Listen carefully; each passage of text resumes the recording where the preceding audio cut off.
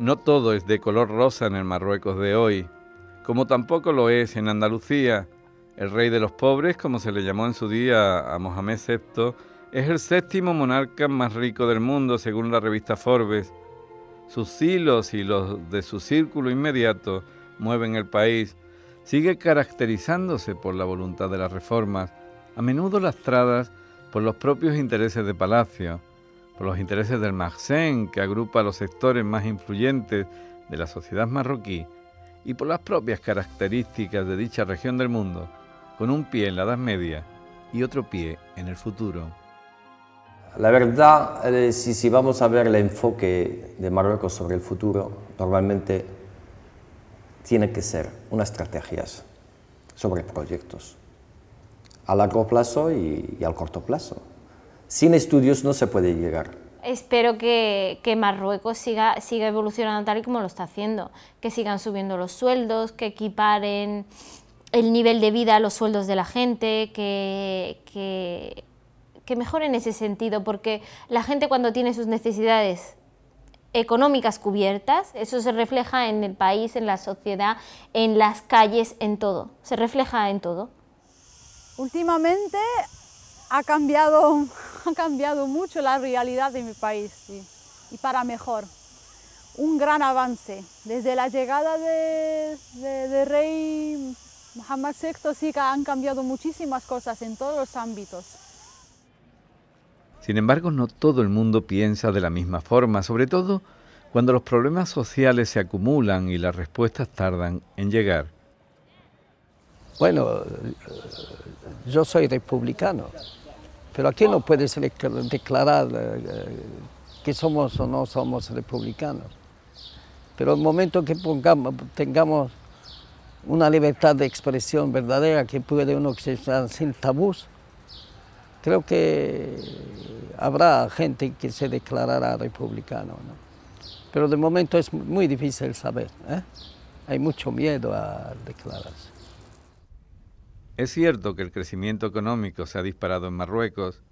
Oscila entre el 4 y el 5% desde la llegada al trono del nuevo monarca. Sin embargo, en riqueza por habitantes, Marruecos ocupa la posición 78ª según la ONU. La brecha entre ricos y pobres es abismal. Y el reparto de la riqueza que genera el país, en su mayor parte gracias al turismo, es muy desigual. Ni siquiera hay una estimación más o menos real del paro que afecta a Marruecos. En cualquier caso, se ha puesto en marcha un plan de desarrollo humano que cuenta con más de 180 millones de euros para erradicar la pobreza. Sí que se dan cifras, pero yo creo que están muy lejos de la realidad, ¿no? Yo creo que el paro es uno de los problemas más graves de Marruecos. Y ahora creo que la cosa va a ser peor con la crisis financiera internacional y la falta de posibilidades en Europa de poder trabajar. Estamos viendo la vuelta de inmigrantes de España a Marruecos. Quiere decir que la cuestión del paro va a ser más grande porque antes la inmigración presentaba una válvula de sofocación para esta crisis social, pero actualmente creo que va a ser más grave. La clase media ha crecido indudablemente en el Marruecos de los últimos tiempos y se pone de manifiesto en las grandes ciudades con un visible incremento del parque automovilístico o la generalización de grandes superficies comerciales que buscan a un cliente que poco a poco va abriéndose paso entre la inmensa mayoría de los desposeídos y la exquisita minoría del Maghsen. Bueno, de estadística de clase media no la tengo, pero sí que la diferencia entre pobres y ricos cada vez está peor en Marruecos. Cada vez los ricos son más ricos y cada vez los pobres son peor. Bueno, el sueldo no tiene nada que ver con Europa. Nosotros trabajamos con un sueldo de Marruecos. No, es inferior, muchísimo inferior que de España. 3.000 dirham. Aquí 3.000, con las primas y todo eso puede llegar a 5.000 dirham, a 7.000, pero normalmente 3.000. Para sobrevivir, muchos marroquíes sobreviven y no viven, intentan sobrevivir. Y los cafés, basta ver los cafés de día, para ver que hay muchos cafés muy llenos, que no hacen nada, que pasan todo el tiempo en los cafés. Más allá de las grandes cifras, la geografía de la exclusión suele asentarse en los suburbios, a una y otra orilla del estrecho. A ver, en Marruecos hay una fractura muy importante entre el mundo rural y el mundo urbano, grandísima. Es una fractura a nivel socioeconómico muy dura.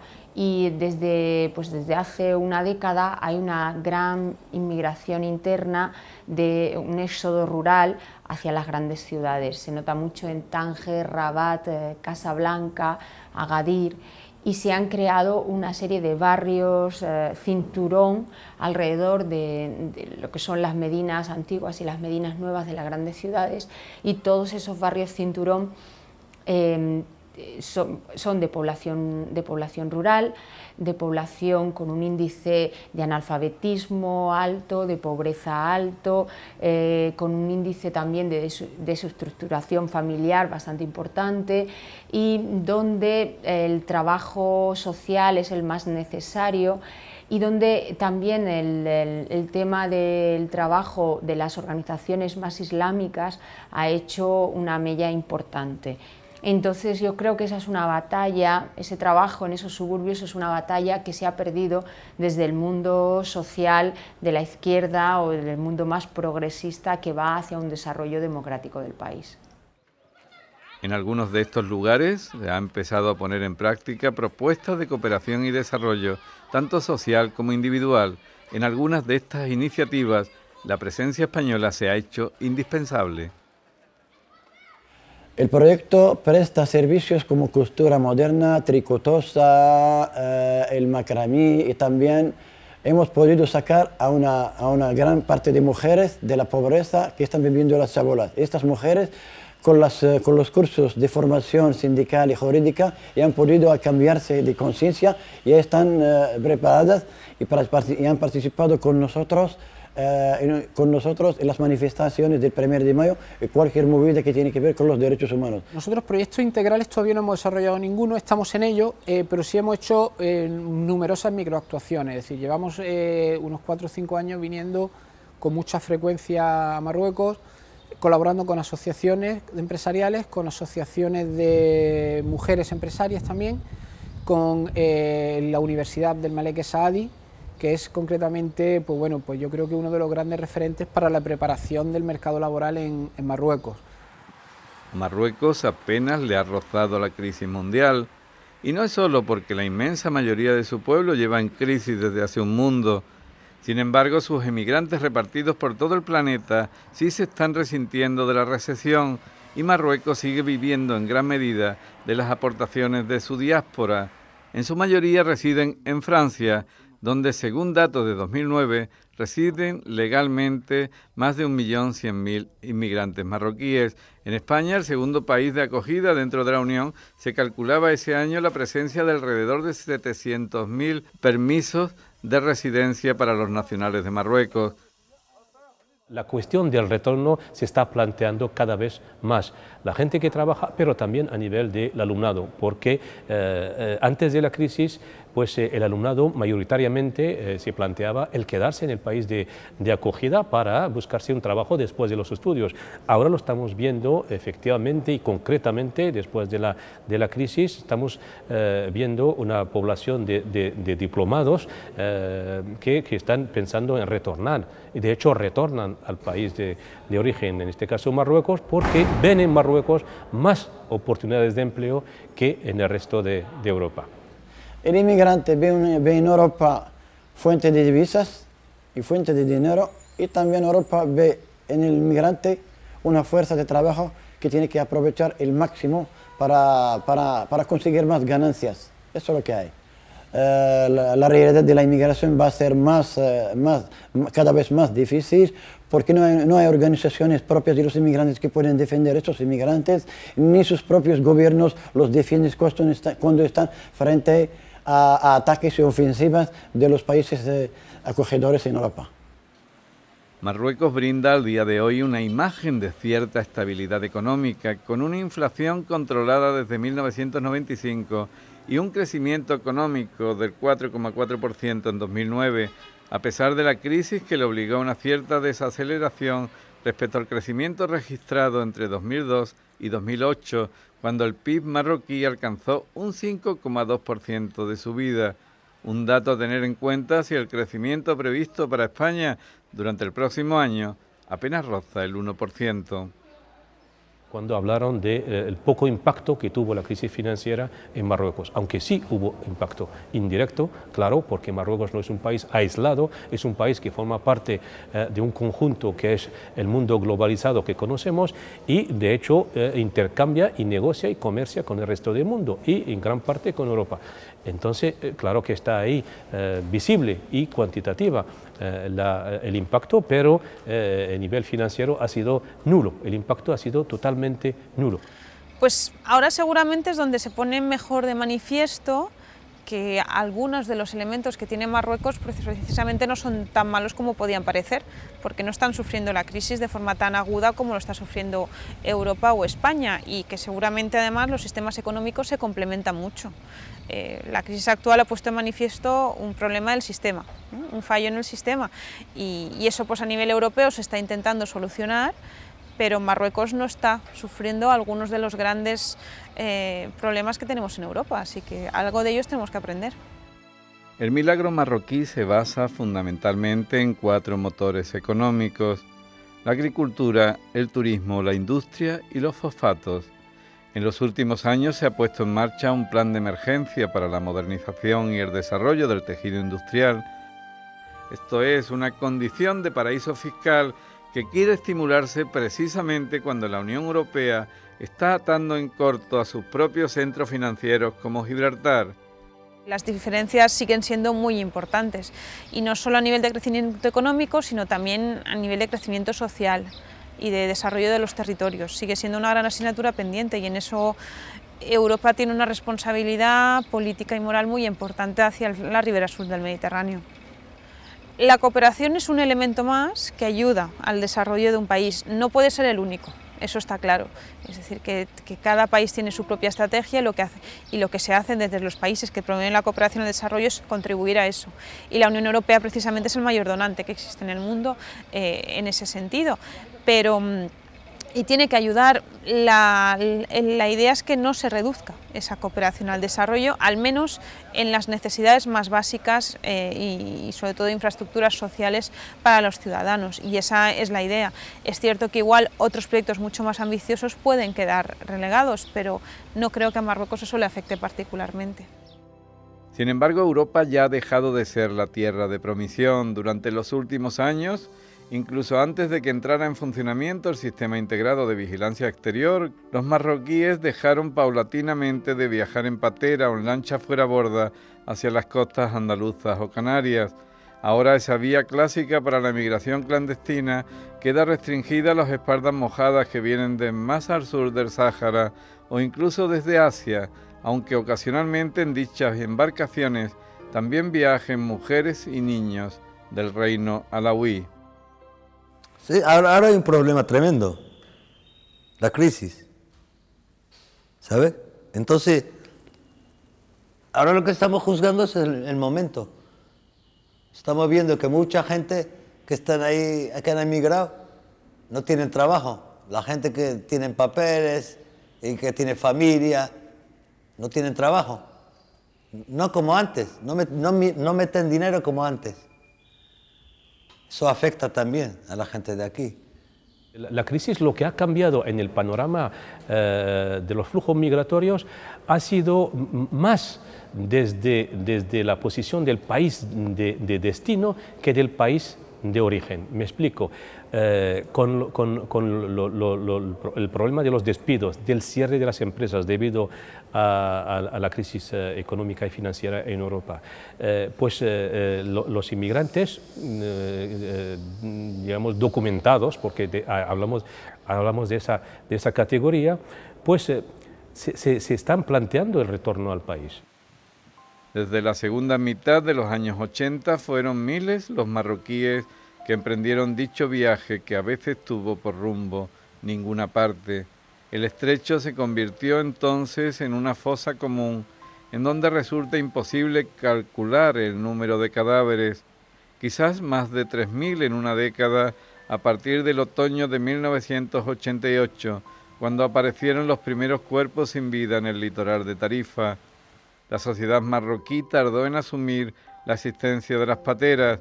El emigrante era un héroe y no se hablaba de muertes.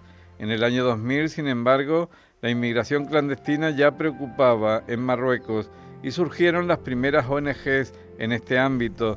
Fue el caso de la Red Chabaca o de Pateras de la Vida. Un día estuvimos en un encuentro en Cádiz y de repente hemos escuchado que hay un naufragio de una patera cerca de las costas de Cádiz. Entonces de ahí hemos pensado, como activistas del norte de Marruecos y Andalucía, a crear una asociación hispano-marroquí que va a trabajar sobre el tema.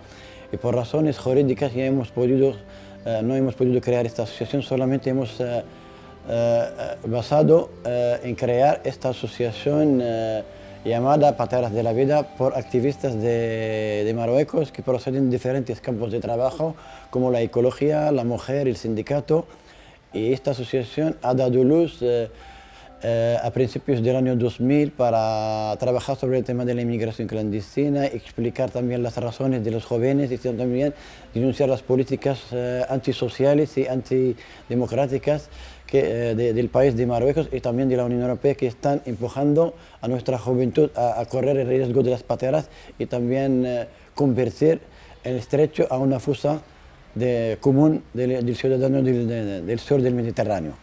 Eso es un gran problema, porque los inmigrantes que han intentado o que han salido, que han tomado la aventura de cruzar con la patera en España, cuando consiguen realizar con éxito esta aventura y consiguen el trabajo y el dinero y tal y cual y la estabilidad, cuando vuelven aquí a Marruecos no dicen la verdad, no cuentan la verdad, no cuentan lo que está pasando mal, viviendo en pisos pateras, sufriendo el palo, la explotación salvaje de los patrones españoles.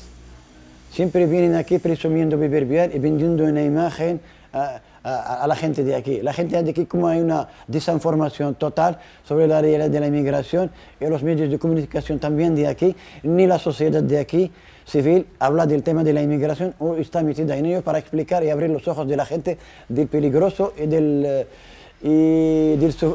del malo que se puede sufrir en el primer momento que cruzas el estrecho de Gibraltar. A los emigrantes les aguardaba a menudo la muerte o la explotación al otro lado del estrecho, cuando no brotes de xenofobia con especial impacto en Marruecos, como ocurrió con los sucesos del poniente de Almería al principiar el siglo XXI. A sus familiares tan solo les quedaba el recuerdo o un crédito que pagar a largo plazo para poder enterrar a los suyos en tierra marroquí. En este caso yo puedo decir que las familias de las víctimas de la inmigración clandestina no reciben ningún tipo de ayuda ni de Marruecos, ni de Europa, ni de España. Al contrario, hay empresas funerarias en España que se han lucrado de esta tragedia exigiendo 5.000 hasta 6.000 euros para deportar el cadáver del candidato de la inmigración muerto en el estrecho de Gibraltar. A veces una patera o una goma hinchable no era necesariamente fletada por una organización mafiosa. En otras ocasiones, sí. Hoy en día, dicha trama de corrupción y tráfico de seres humanos reviste algunos matices diferentes. Hay mafias que organizan los viajes a través de las neumáticas y las Zodiac, y hay mafias que trabajan a nivel de los puertos, y hay mafias que trabajan a nivel de las agencias matrimoniales. Puede haber agentes de la autoridad, puede haber instituciones públicas, puede haber personas que pertenecen a diferentes sectores. Entonces, la mafia es un mundo en el que todo puede colaborar sin limitaciones. Aún hoy, la figura de la raga, del emigrante que se juega la vida a toda costa, sigue teniendo un enorme prestigio en Marruecos. En Marruecos, en la cultura de la inmigración, hay un nombre que lo llaman a la gente que sacrifica su vida para cruzar ilegalmente el estrecho, que se llaman harraga. Harraga en árabe quiere decir la gente que se quema todo lo que tiene de la vida y del futuro de la esperanza para poner su vida en riesgo y cruzar el estrecho. Los harragas empiezan a retornar de una Europa que está quemando las últimas naves del estado del bienestar y a veces les cuesta trabajo ocultar sus fracasos, sus manos vacías, la derrota de su largo viaje. Ahora bien, los inmigrantes que viven actualmente en Europa, los que han dejado de trabajar, los que han perdido el trabajo, eso sí se están planteando el retorno, es una alternativa a la mejora de su situación actual en Europa, que ha conocido un bajón terrible.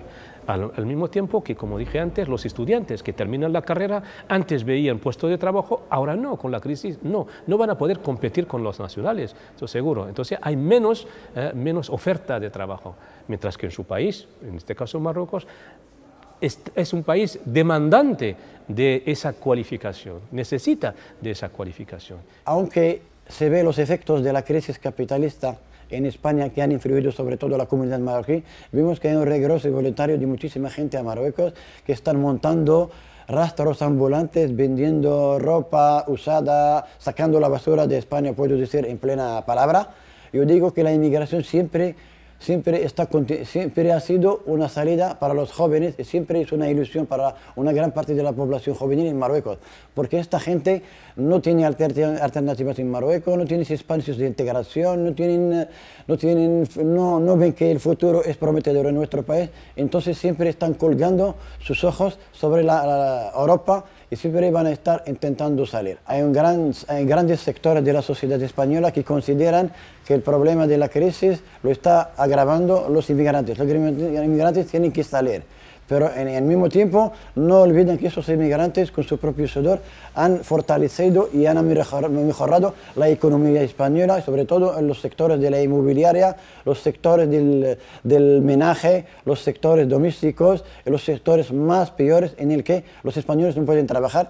Entonces el inmigrante es siempre la cabeza turca sobre todo el mundo, tiene que descargar sus problemas y sus malos y sus déficits. Ya hay, al día de hoy, una generación de jóvenes marroquíes que no piensa en la emigración como única alternativa de futuro, aunque algunos de ellos se formen en Marruecos y terminen haciendo las maletas hacia lugares donde supuestamente van a obtener mayor salario o mayor prestigio. Si quiero emigrar a España, pues no. Nunca me he planteado salir de mi país. ¿No? Y quizás en Europa piensan que pueden encontrar otros espacios de vida, modelos de vida. Por el modelo de vida también hay quien emigra, pero estos porcentajes es muy difícil saber en qué porcentaje todo esto amalgama de inmigración, de factores de inmigración, porque no hay solamente el factor de pobreza. Algunos emigrantes marroquíes no retornan, a pesar de que sus hijos se sientan apátridas en una Europa que habla de segundas, terceras y hasta cuartas generaciones de inmigrantes, como si las migraciones fueran un estigma genético imposible de arrancar.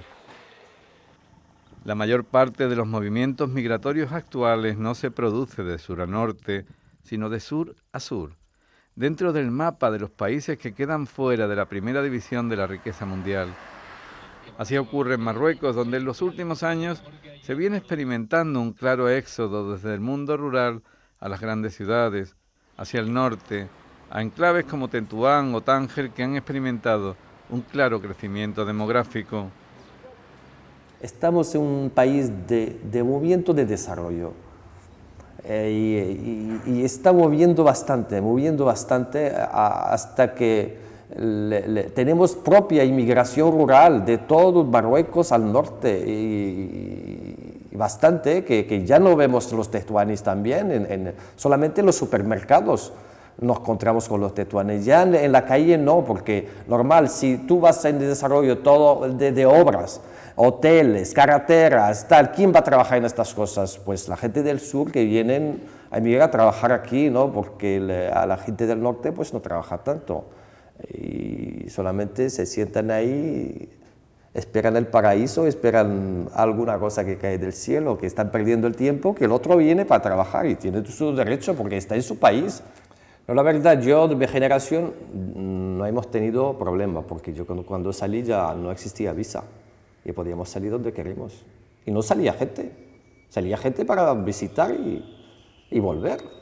Pero cuando cierras una cosa, pues la gente cree que es cerrar un paraíso o algo, ¿no? También es la información falsa que nos da la comunicación, ¿no? Que ese es país de ricos, que país que da el dinero, por los programas de televisión que era 1, 2, 3, que era, ¿sabes? La gente se flipa con ese dinero, ¿no? Y entonces ellos dicen, nos vamos ahí y nos vamos a estar bien, ¿no?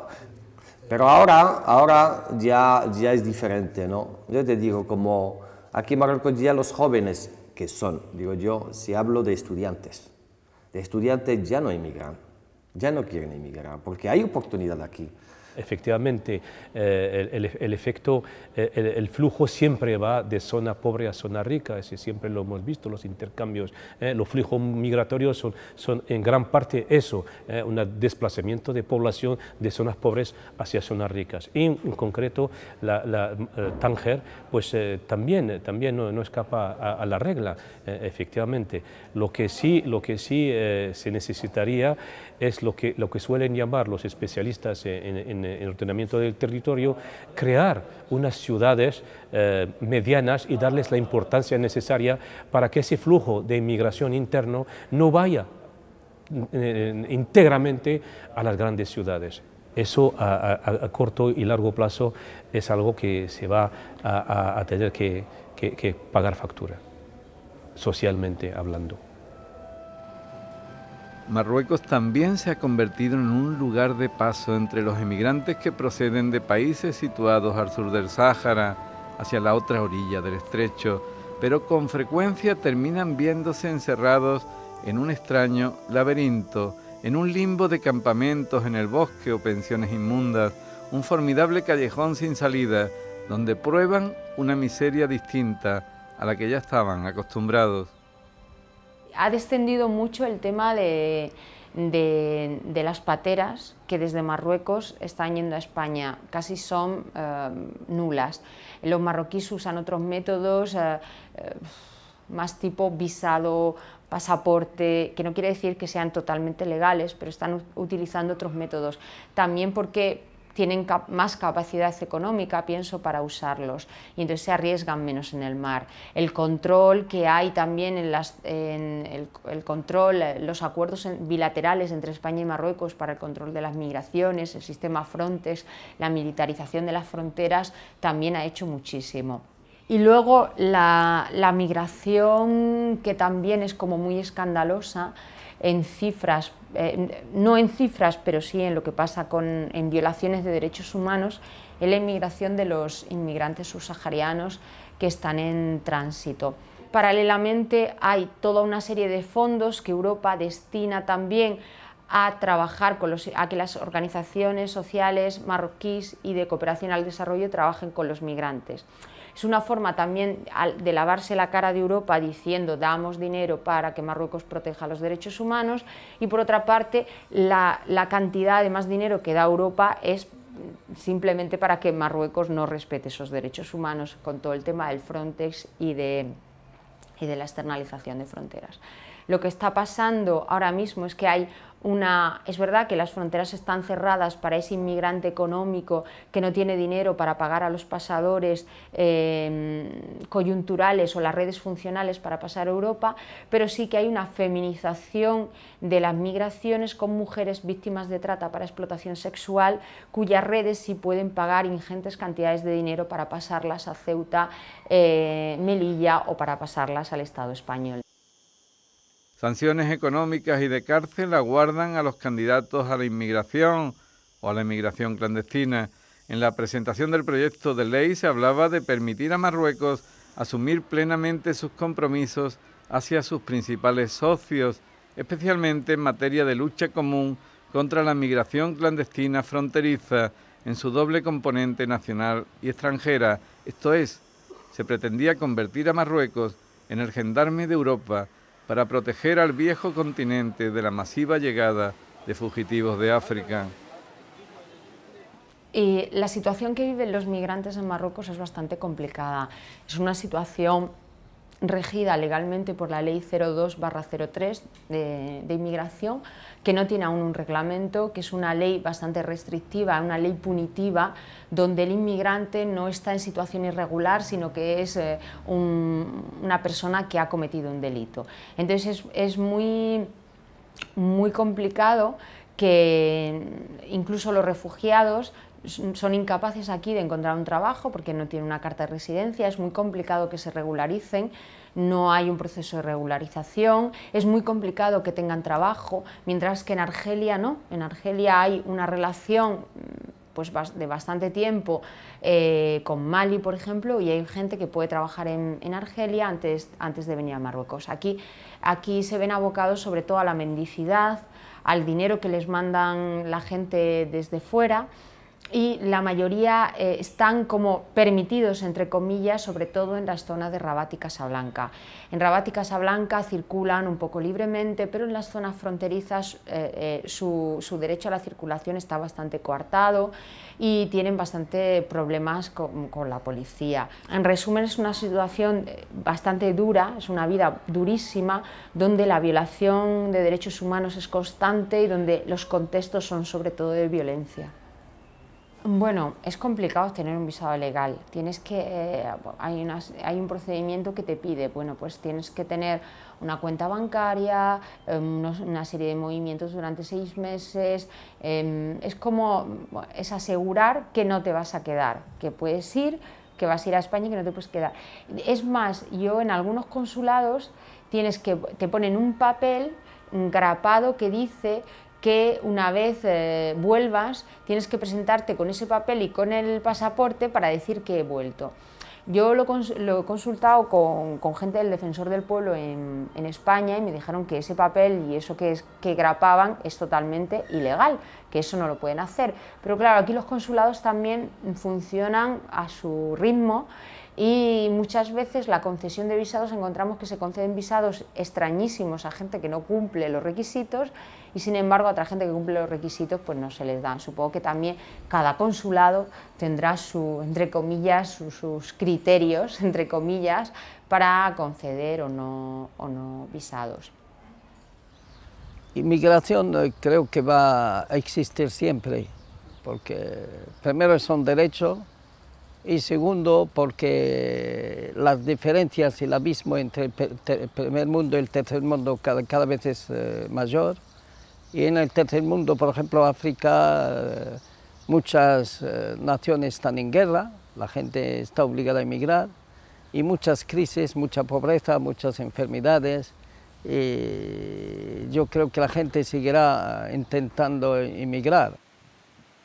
El estrecho de Gibraltar, sin embargo, sigue constituyendo también un puente para el contrabando de ilícitos, desde el tabaco a la cannabis y otras sustancias estupefacientes. La entrada en servicio del Sistema Integrado de Vigilancia Exterior también ha supuesto que algunos embarques de inmigrantes clandestinos hayan servido como señuelo para distraer a las fuerzas y cuerpos de seguridad de España a fin de facilitar operaciones de narcotráfico en otros puntos de la costa. Por otro lado, existe un trasiego diario de contrabando al por menor entre Ceuta y Melilla y las ciudades limítrofes de Castillejo y Nador en territorio marroquí. A los comerciantes de dichas ciudades bajo soberanía española les mantiene el negocio y para el norte de Marruecos supone un formidable balón de oxígeno a través de su economía sumergida. El contrabando por la aduana, en fin, es un contrabando menor porque es un contrabando de gente que van cargada y que lo que hacen es que se buscan la vida diariamente con esa fórmula, ¿no? Periódicamente el gobierno o los partidos políticos marroquíes recuerdan la reivindicación pendiente sobre la soberanía de Ceuta y Melilla, una reivindicación que quedó fuera de la Declaración de Independencia marroquí de 1956. En su día, Hassan II reclamó la creación de una célula de reflexión en torno a ambas plazas y en la actualidad se ha llegado a plantear que este asunto pueda ser objeto de debate y resolución en Naciones Unidas. Bueno, porque también tenemos algunas cuestiones pendientes de resolver y por eso finalmente se acaban siempre solucionando, pero es una relación que siempre ha sido compleja. Las relaciones entre los vecinos siempre lo son, es decir, que no podemos decir que con Portugal o con Francia no hayamos tenido también nuestras dificultades y por lo tanto no creo que sea mayor en el caso de Marruecos. Igual se hace más énfasis o es más vistoso, pero también tenemos puntos de diferencia con otros países. Estamos condenados a entendernos, tanto Ceuta con Tetuán o con Marruecos y Marruecos con Ceuta. Yo creo que eso es un tema que se nos va a nosotros de las manos, ¿no? De los ciudadanos normales. Yo vengo aquí, no noto nada porque yo sea de Cádiz o de Ceuta, ni yo tengo nada en contra de los tetuaníes porque uno haya puesto una pegatina y tal, porque esas cosas no las vamos a solucionar nosotros. Son temas que se nos van de las manos y que tienen que solucionar otras instituciones. Y yo creo que, bueno, mi opinión personal es que, como están ahora mismo las cosas también, y yo creo que ningún tetuaní de verdad pues pretenda ahora ningún conflicto, ¿no? Político, ni mucho menos, ¿no? Frente a las crisis entre los gobiernos siempre ha mediado la relación habitualmente cordial entre los pueblos, más allá de prejuicios y desencuentros más frecuentes a ese nivel en la orilla española que en la ribera marroquí del Estrecho. La sociedad civil, a uno y a otro lado, ha intentado tender puentes cuando los estados los queman. Creo que los objetivos nuestros es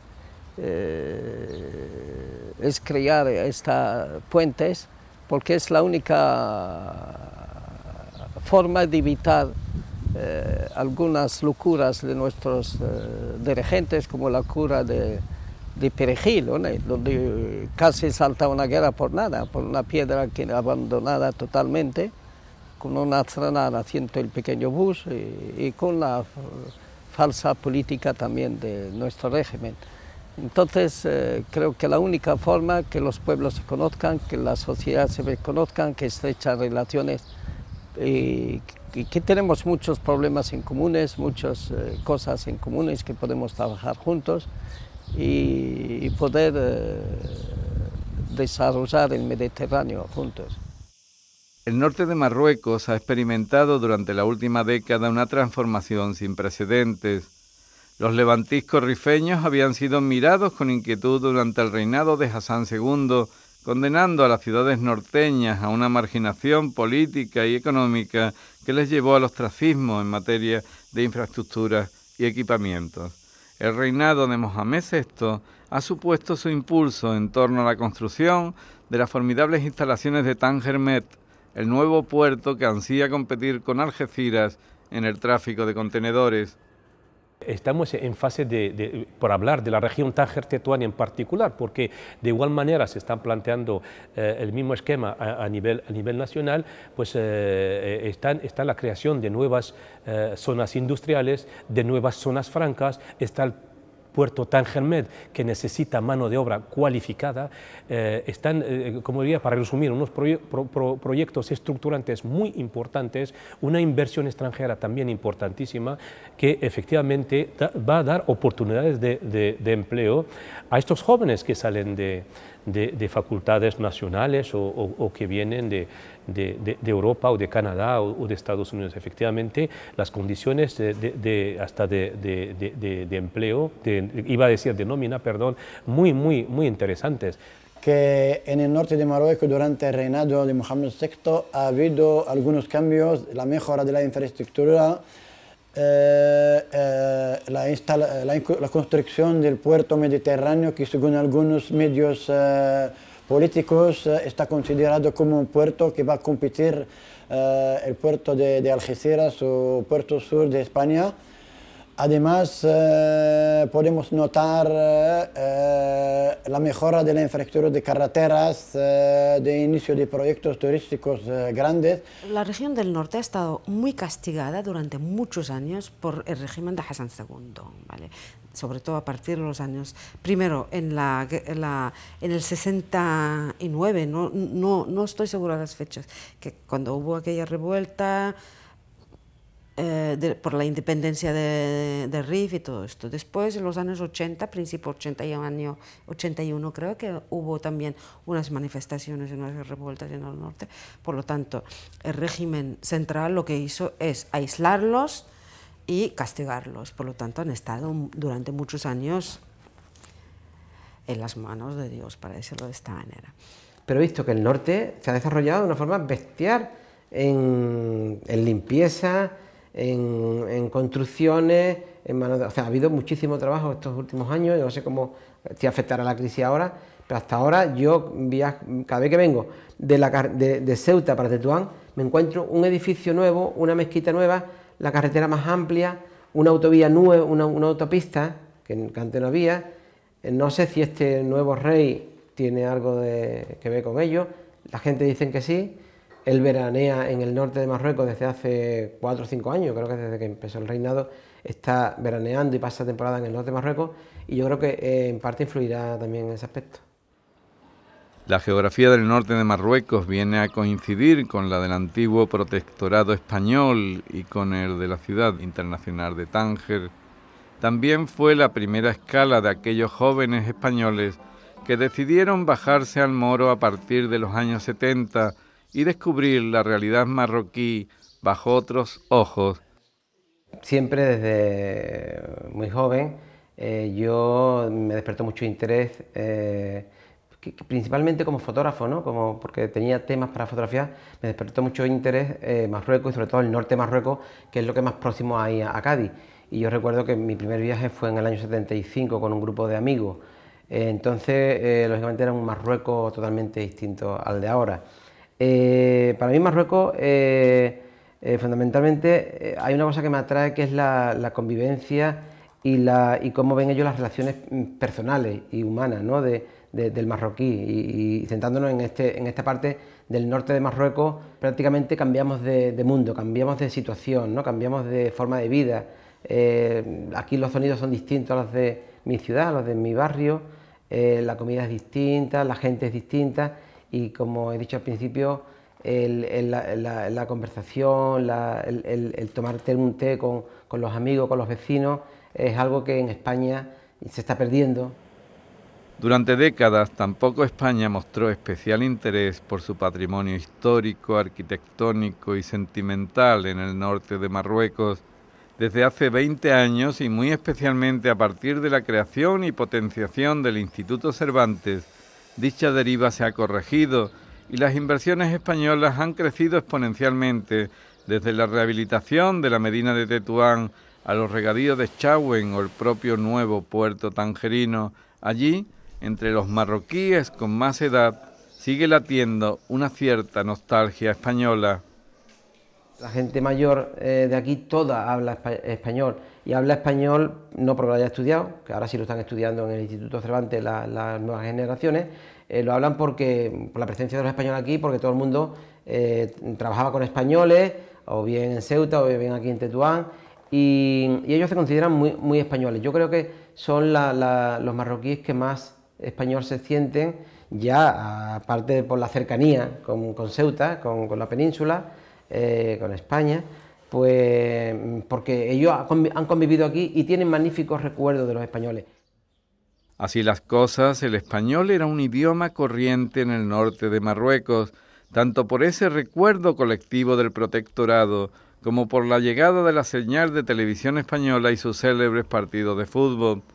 En los últimos tiempos, sin embargo, ha crecido el número de alumnos que estudia esta lengua en los colegios, pero ha decrecido la utilización de dicha habla en las calles, quizá porque los marroquíes se han acostumbrado a ver las retransmisiones de Al Jazeera. Nosotros cuando entramos a estudiar en primaria, empezamos con árabe. Al segundo año estudiamos francés. Y además, si en el secundaria empiezas a estudiar español o inglés, ya estás más abierto. Entonces, no solamente soy yo, sino todos los marroquíes que han estudiado tienen esa facilidad o esa, ¿cómo diría yo? Esa predisposición de ser a la vez marroquí, ser francés y ser español, en cierta manera. pedís a Marruecos que sea como España en el desarrollo de su mundo. Es imposible, cada país tiene su tiempo, tiene su forma de ser, tiene sus dificultades, tiene sus defectos y sus cosas buenas. Todo es lo que estamos haciendo en Marruecos. Va a traer mucho turismo, a lo mejor dinero, va a tener más puestos de trabajo, pero vamos a estar influenciados por toda esa gente que va a venir y vamos a cambiar poco a poco y vamos a perder un poquito de nosotros mismos. En la transformación del conjunto de Marruecos, pero especialmente en los cambios experimentados por el norte del país, ha tenido mucho que ver el turismo, una de las principales industrias marroquíes. Hoy por hoy representa el 10% del Producto Interior Bruto, sin explotar en demasía la oferta de sol y playa en régimen de low cost. Yo creo que Marruecos reúne las condiciones para vivir del turismo. Y es cierto que por su religión, por su costumbre, por su forma de ser, ahí tiene algunos inconvenientes, ¿no? El turismo europeo, el turismo quiere playa, quiere libertad, quiere alcohol, quiere diversión, quiere seguridad, quiere limpieza. Todos esos factores yo creo que son importantes. ¿Qué les falta? Bueno, pues le faltan algunas cuestiones puntuales, por ejemplo, algunos lugares para que el turismo pueda relajarse, pueda tomarse una copa por la noche, tal, que ocurre en algunos lugares, o sea, cada vez más. En Tánger sí hay lugares que tú por la noche puedes ir a divertirte, como en cualquier lugar de la península, ¿no?, de España. En esta parte de Marruecos quizás esto está costando un poco más de trabajo y quizás ese sería el inconveniente, ¿no? Si la televisión ha ido terminando con determinados aspectos de la cultura tradicional, como el de los narradores de cuentos, el turismo y los nuevos tiempos están acabando con otras costumbres ancestrales. Vamos a perder ese aspecto de vida, la vida en común, de los barrios, especialmente populares, ¿no?, donde existen las tiendecitas, el tío que vende buñuelos, el tío que te deja crédito, el tío que vende pescado, el mercadito pequeño. Eso no existe en Europa, ¿no? A mí me gusta la gente de aquí, como es. No sé, yo eso es lo que me gustaría que no cambiara nunca. La cercanía que tiene la gente los unos con los otros, el tocarse, el hablar, el no tener distancia con la familia, esas cosas me gustan. Pero claro, también me gustaría que, además de eso, tuvieran una mentalidad abierta, que se aceptaran los unos a los otros tal y como son, que no se envidiaran, esa clase de cosas. Vine a este país porque me parecía una fuente de inspiración, de temas para poder fotografiar. Todavía sigue, afortunadamente, en ese sentido no ha cambiado, porque las costumbres siguen siendo las mismas. Yo realizo aquí mi afición a la fotografía y nada más. Voy ampliando mi colección de archivos de profesiones de la Medina, que son profesiones que algún día a lo mejor se dejan de hacer aquí, y para cuando llegue ese día pues yo ofreceré mi trabajo para que lo puedan verlo las generaciones posteriores. Lo cierto es que un Marruecos casi medieval convive con otro que juega la tecnocracia. A caballo entre Oriente y Occidente, a veces resulta difícil que ambos mundos compartan sin roces su vida cotidiana. Como buena parte de los países de mayoría islámica, el integrismo religioso ha crecido en Marruecos. También la violencia que una minoría practica usando la fe como coartada. A su vez, el régimen marroquí utiliza el fundamentalismo islámico como pretexto para llevar a cabo formidables redadas, como las razias que siguieron a los atentados de Casablanca de 2003. La política de países europeos y América y la reacción de los países árabes de los años 70 son los que fomentaron el integrismo, sobre todo empezando por Afganistán en su lucha contra Rusia. Y Bin Laden nació ahí. Se crece últimamente o no crece. Yo creo que podemos decir, está en una cierta estagnación o regresión relativamente, no hay un crecimiento, dado que ha habido mucha represión contra muchas tendencias islamistas en Marruecos, y creo que hay menos, un poco, está estagnado menos, no puedo dar una cifra bien clara de esto. Aunque existen organizaciones benéficas ligadas a Palacio y el gobierno dispone de diversos organismos asistenciales, los integristas y sus mezquitas ofrecen a los excluidos todo tipo de apoyo en materia de supervivencia, de salud o educativa, una forma sin duda para lograr adeptos y que se basa en la obligación que los musulmanes tienen de practicar la caridad. Sí veo que hacen labores sociales, sí veo que en las mezquitas ayudan a los pobres, tanto en alimentos como en ropa y tal, pero no sé si el fundamento de esa ayuda, como contrapartida, le piden algo a cambio. Yo eso no lo he visto. Yo no puedo opinar en ese sentido porque no lo conozco. Claro que se aprovecha muchísimo el integrismo de esta situación, sobre todo de pobreza, de falta de recursos, de la de situaciones de vulnerabilidad, y todo esto se aprovecha porque de ahí entra y como hay un vacío político. Ellos aprovechan de la realidad miserable de la gente para sacar votos, prometiéndole, prestándole servicios de ayuda, de un tipo de ayuda, sobre todo en el momento de la fiesta del cordero, les compran corderos, o bien cuando viene Ramadán le dan algún dinerillo o alguna ayuda alimenticia, pero todo eso utilizan toda esta gente y esta realidad para sacar votos y también acceder a las instituciones y estar en el juego democrático, entre comillas, que está pasando en el país. Tener más escaños en las alcaldías y también acceder a escaños en el Parlamento. Son los mejores que hacen en Marruecos el trabajo de proximidad, quiere decir que están cerca en los barrios y van a donde se necesita realmente. Y la gente, claro, cuando necesita libretas, bolígrafos, comida, medicina, son ellos los que lo dan, y claro. Uno de los principales caballos de batalla de los integristas ha sido el recelo y el rechazo hacia los avances sociales y políticos de la mujer.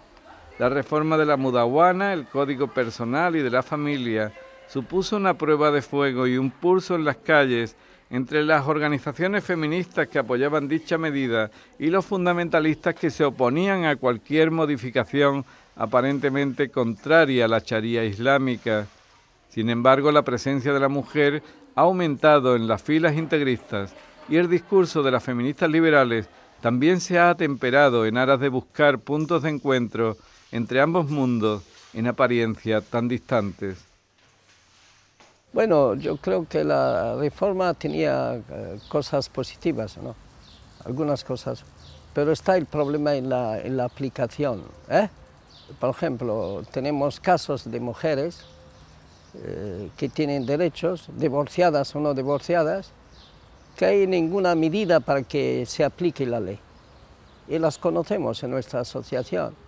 Y hay otra cosa también, la mentalidad social. La mentalidad social también bloquea muchos casos, por ejemplo, de la ley. Por ejemplo, ahora 2 jóvenes pueden casarse a los 18 años, ¿no? Después de 18, sin que la mujer tenga que ser empadrinada por su padre, como era antes, no podía casarse si el padre no aceptaba. Pero la mayoría de los jóvenes socialmente no pueden hacer, porque todavía socialmente hay una presión social muy grande. Bueno, queda poco. Yo creo que la poligamia, aunque también la ley que ha venido ha restringido, pero no ha llegado a prohibir la mudawana nueva, ha dejado también, los 2 problemas lo ha dejado un poco abierto, que es la de poligamia, aunque ha limitado que tiene que tener la autorización de su mujer, y lo del casamiento antes de jóvenes menores. Una mayor independencia de la mujer ha sacado fuera del ámbito doméstico el rostro hostil de la violencia machista. En los espacios públicos, sin embargo, no son frecuentes las agresiones sexuales. Aquí la violencia de género es muy grave. Lo que pasa es que muchas mujeres, tenemos en nuestras asociaciones mujeres, que han sido objeto de violación y que no pueden declararla, ¿no? Porque eso puede provocar, dado el tipo de familias que tenemos muy conservadoras, puede provocar crisis muy grandes y la libertad de la mujer muy poca. Se sabe que cuando un marido pega a su mujer y la mujer escapa a la familia dice, bueno, tienes que, es tu marido, por tus hijos, tienes que sacrificarlo, ¿no? Y muchos dicen, bueno, la está educando, etcétera. Hay muchas mentalidades también donde que la violencia es algo como es natural, es normal que el hombre pegue a su mujer y a sus niños. Esa clase de problemas que dicen que las mujeres del tercer mundo o de los países musulmanes suelen tener, yo jamás los he tenido, nunca. Sin embargo, en determinados sectores de la sociedad marroquí, sobre todo en la minoritaria clase media, empieza a trascender un cambio de actitud en las relaciones de la pareja y en general entre hombres y mujeres. Se trata de una transformación que ya se inició en generaciones anteriores. Antes el ser mujer marroquí musulmana te coartaba a la hora de hacer cualquier cosa. Pero hoy yo pienso que, y no te hablo ya de mi generación, sino de la generación de mi madre, las mujeres de la generación de mi madre, yo todas las amigas que tiene ella, todas son médicos, ingenieros, abogadas, artistas, de todo. Estoy estudiando para mejorar mi situación social, para encontrar un trabajo mejor. Y si encuentro un trabajo mejor, ya bien, si no, estoy en mi trabajo. Pienso que las mujeres en Marruecos tienen la misma oportunidad de encontrar trabajo como los hombres, no hay diferencia. La mujer empieza a incorporarse al mercado laboral, pero el hombre en Marruecos sigue sin conciliar las faenas del hogar. Esta situación ha llegado a provocar que algunas familias se desestructuren e incluso que se incremente el viejo fenómeno de los niños de la calle, que ya no son necesariamente huérfanos o carentes de hogar. Muchos de ellos ya han dejado los pupitres y sueñan con buscarse la vida, bien sea en los alrededores del puerto tangerino o trabajando como aprendices o al otro lado del estrecho como emigrantes clandestinos. Donde hay que atacar es la enseñanza. La enseñanza en Marruecos debería ser obligada hasta los 6 años, como en todos los países, en la mayoría de los países. Según cálculos de las propias autoridades marroquíes, el país necesita 650.000 millones de euros para emprender una reforma educativa plena con el propósito expreso de cambiar la tendencia de pobreza que el actual sistema consagra. En la educación primaria, los alumnos solo tienen una lengua extranjera, que es el francés, que es la lengua cooficial aquí en Marruecos junto con el árabe. A partir de la educación secundaria hay una segunda lengua extranjera, que mayoritariamente es el inglés, pero que desde hace unos años empieza a ser el español en algunas escuelas. La enseñanza en Marruecos es gratuita desde los 6 años hasta, en principio, hasta el final del bachillerato. Luego, cuando se pasa a la universidad, ya no es universal, es decir, que no todos los marroquíes pueden entrar en las escuelas o facultades que quieran, y hasta que acaba la licenciatura sigue siendo gratuita.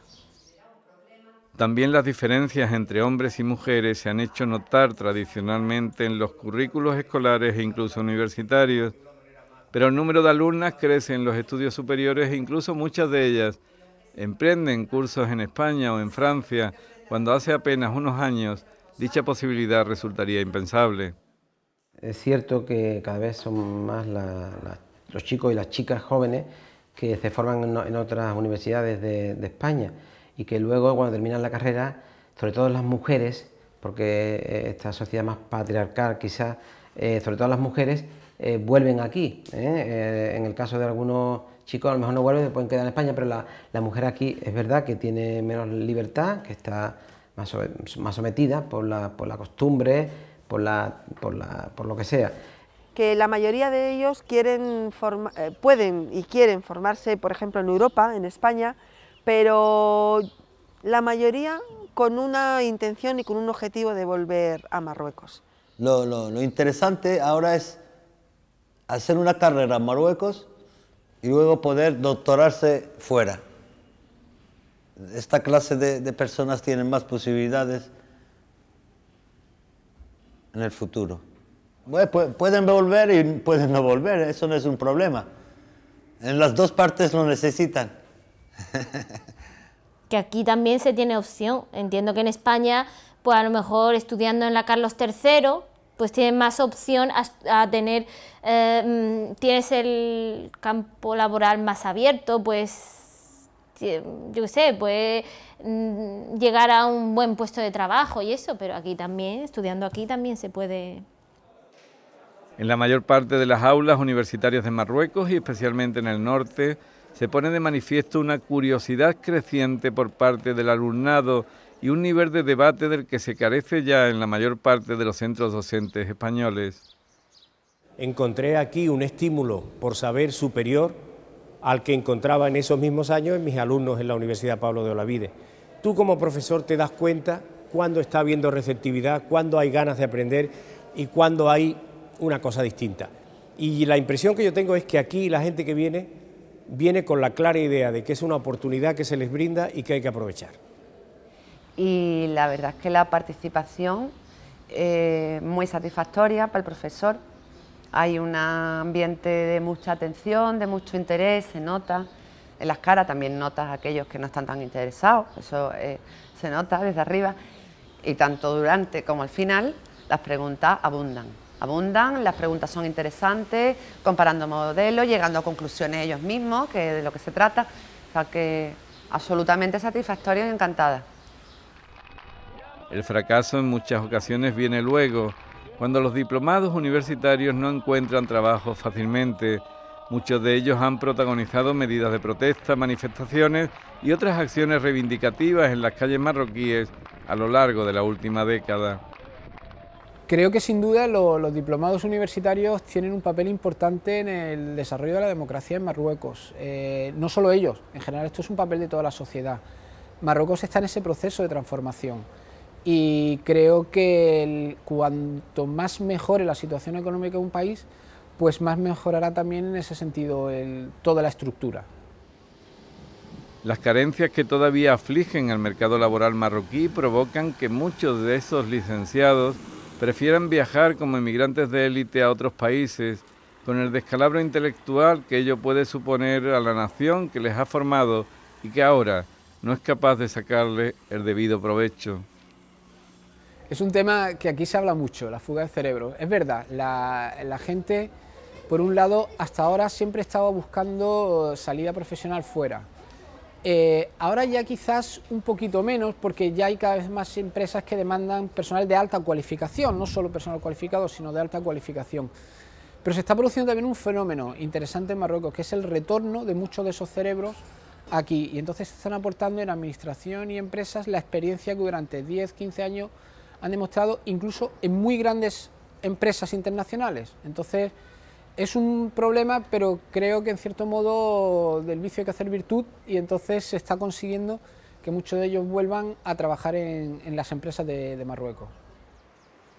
El Instituto Cervantes colabora activamente con los departamentos de español de algunas facultades marroquíes y los cursos de verano suelen congregar a profesores de una y otra orilla. Ese es el caso de los que organiza la Abdelmalek Sadi con la Universidad Internacional de Andalucía.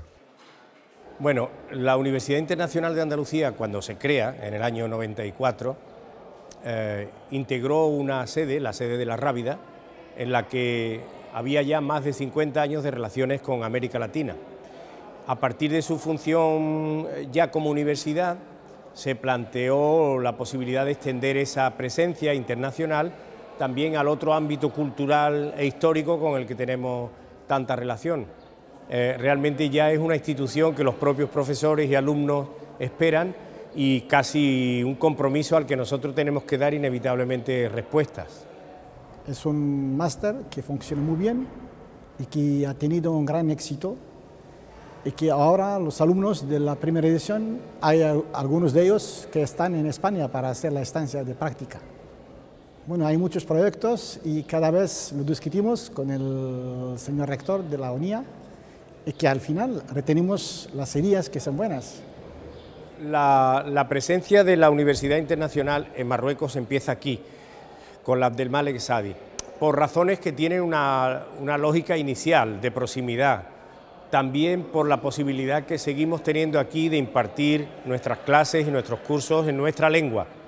Las líneas inmediatas serán seguramente cerrar acuerdos que ya se han empezado con Rabat y con Casablanca, con lo cual yo creo que habrá una red de presencias de la internacional, por lo menos en las principales universidades marroquíes. Los alumnos de nuestra universidad están esperando los cursos de verano. Ahora es algo, no puedo imaginar, si por ejemplo un año no vamos a organizar esos cursos, ¿qué pasará?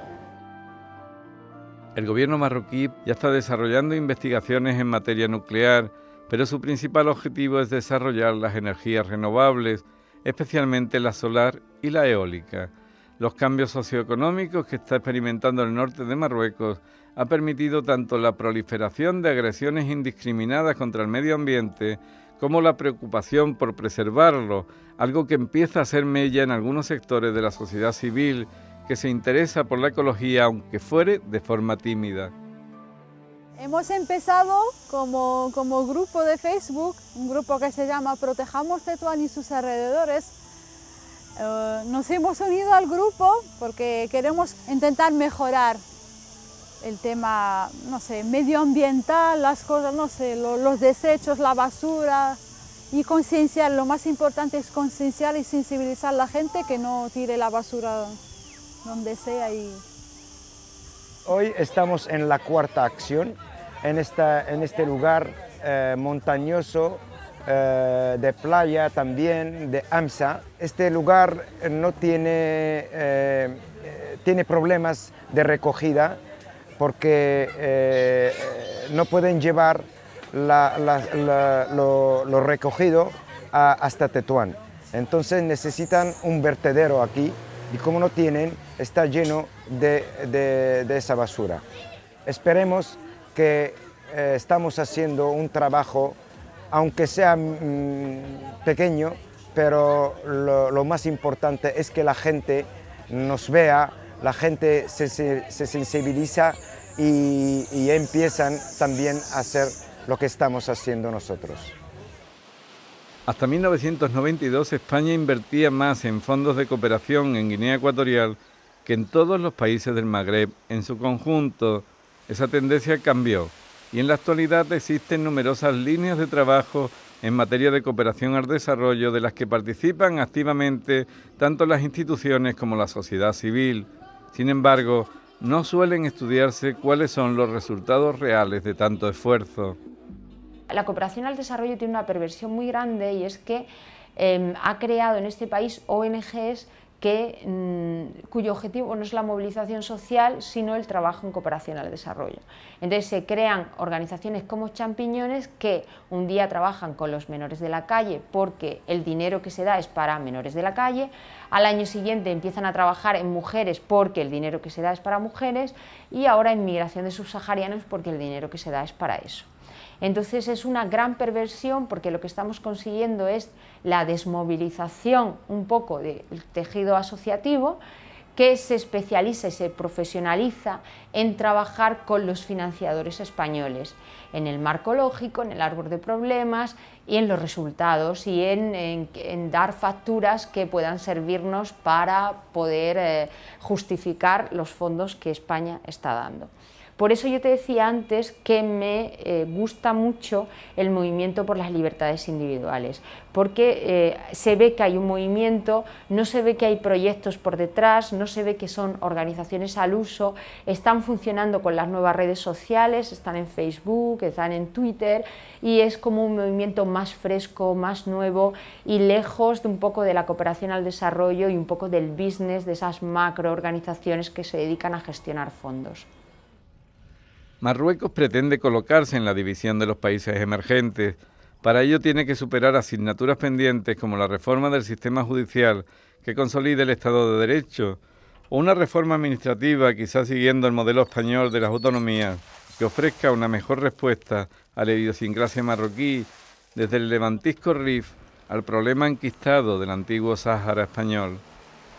Marruecos ha manifestado muchísimo interés hacia el modelo español, porque parece por lo menos que las modalidades que existen en España con las comunidades autónomas les interesa y puede ser un modelo que ellos puedan luego adaptar a su propia realidad, y por lo tanto estamos muy abiertos, estamos colaborando con ellos de hecho, hemos facilitado expertos, documentación, en fin, toda una serie de cosas para ayudar precisamente a que por lo menos puedan aprovechar de nuestra experiencia en ese sentido y que luego ellos puedan definir su propio modelo.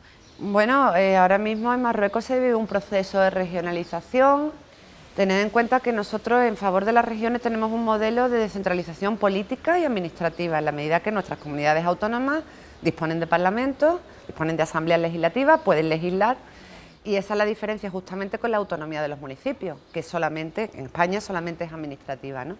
Pues interesa fundamentalmente por estudios comparados, ver qué está pasando, ver qué ha pasado, ver los pros, ver los contras. Los tecnócratas marroquíes entienden que también son necesarias nuevas infraestructuras. El puerto de Tangermet incrementa por día su nivel de competitividad con el de Algeciras, beneficiándose de unas menores tasas y de menores salarios. Yo creo que hay un trabajo pendiente de pedagogía para poder explicarlo mejor, eso sí que está claro.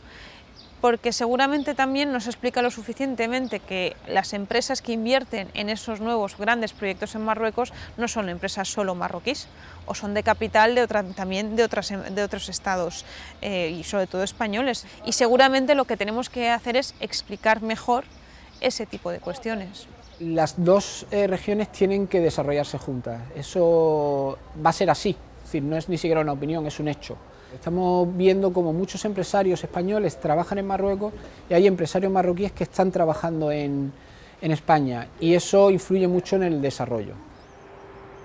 Nadie parece hablar ya del célebre proyecto de enlace fijo entre ambos continentes, pero Marruecos tiene prevista la construcción de un tren de alta velocidad entre Tánger y Casablanca, para el cual ya se han presupuestado 1.800 millones de euros para el próximo quinquenio, una iniciativa en la que participan empresas españolas como Adif.